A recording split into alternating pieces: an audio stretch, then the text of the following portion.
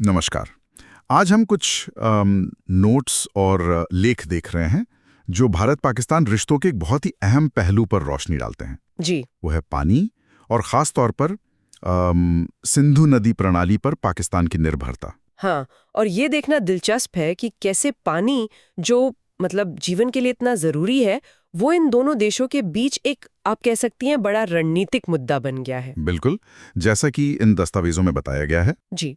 और जो जानकारी हमें मिली है वो साफ इशारा करती है कि पाकिस्तान पानी के मामले में काफी हद तक भारत पर निर्भर है, मतलब सिंधु जल समझौते के तहत। हाँ, और आज हम इसी पर थोड़ी गहराई से बात करेंगे कि ये निर्भरता कितनी है और इसके मायने क्या हैं, जैसा इन कागजात में लिखा है। सही कहा। इन नोट्स में पाकिस्तान की पानी की कथित कमी का जिक्र है और एक विरोधाभास भी है। हाँ, वो बड़ा दिलचस्प है। एक तरफ तो भारत से पानी का सामान्य बहाव बनाए रखने की गुजारिश है पर्दे के पीछे, और दूसरी तरफ सार्वजनिक तौर पर भारत को धमकियां भी दी जा रही हैं। और इसी में ऑपरेशन सिंधु। जी हाँ, उसका भी जिक्र है। ओके, तो हमारा मकसद है इन मिले हुए विचारों को समझना, भारत का कथित स्ट्रेटेजिक एडवांटेज और पाकिस्तान की बताई जा रही कमजोरी इस पानी के मसले पर। ठीक है। चलिए, पाकिस्तान की निर्भरता से ही शुरू करते हैं। यहाँ कहा गया है कि पाकिस्तान का ज्यादातर पानी भारत से होकर जाता है। हाँ, और बात सिर्फ नदियों के पानी की ही नहीं है। इन दस्तावेजों के मुताबिक भारत से आने वाला पानी पाकिस्तान की जमीन और यहाँ तक के भूजल स्तर के लिए भी बेहद जरूरी है। अच्छा, भूजल भी? जी हाँ, इसके बिना उन्हें पानी के गंभीर संकट का सामना करना पड़ सकता है, ऐसा इसमें लिखा है। ये निर्भरता बहुत बुनियादी और गहरी बताई गई है। यही पर वो विरोधाभास सामने आता है जिसका जिक्र आपने किया था।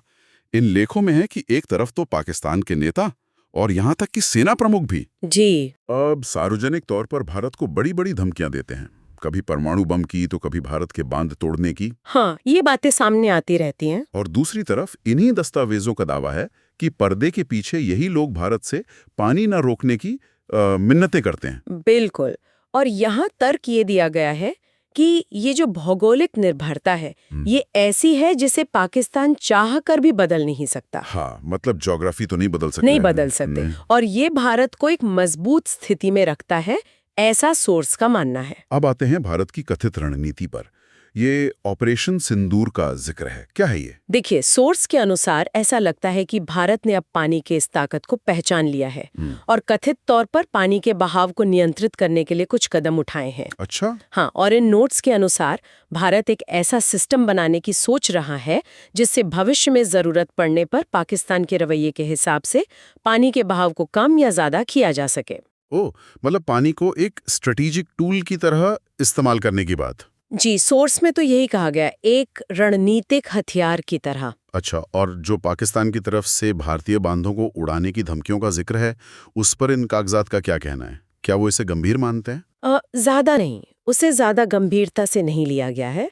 तर्क ये है कि ऐसा करना तकनीकी रूप से बहुत मुश्किल है, और अगर मान लीजिए किसी तरह कामयाब हो भी गए तो बांध टूटने से जो भयानक बाढ़ आएगी, हाँ, उसका ज्यादा नुकसान खुद पाकिस्तान को ही झेलना पड़ेगा। क्यों?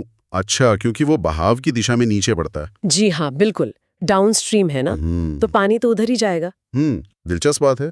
इसमें यह भी लिखा है कि भारत आर्थिक रूप से इतना मजबूत है कि अगर एक आध बांध टूट भी जाए तो वो उसे दोबारा बनाने का खर्च आसानी से उठा सकता है। जी, ये भी एक बिंदु उठाया गया है कि भारत के पास वो संसाधन है कि वो रीबिल्ड कर ले। बिल्कुल।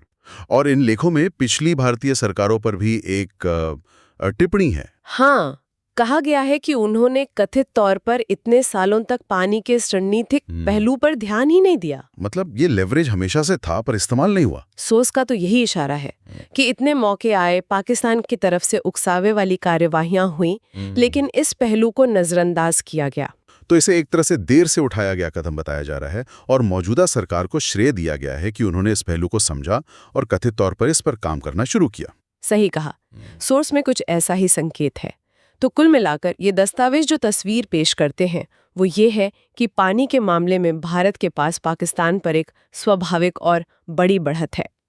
ये पाकिस्तान की भौगोलिक मजबूरी और भारत की कथित नई नीति या नई दृढ़ता कह लीजिए, उस पर आधारित है। और पाकिस्तान इस स्थिति में फंसा हुआ दिखता है। सार्वजनिक मंच पर तेवर दिखाना और अंदर खाने पानी के लिए अनुरोध करना एक मुश्किल स्थिति है। बिल्कुल। तो ये पूरी बातचीत हमें सोचने पे मजबूर करती है कि कैसे कुदरती संसाधन, खास तौर पे जब वो दो देशों के बीच बटे हों, जैसे पानी। हाँ, जैसे पानी, उनके आपसी रिश्तों और भू राजनीति को कितना गहरा असर डाल सकते हैं। मतलब ये सिर्फ पानी नहीं, ये पावर प्ले भी है। सही बात।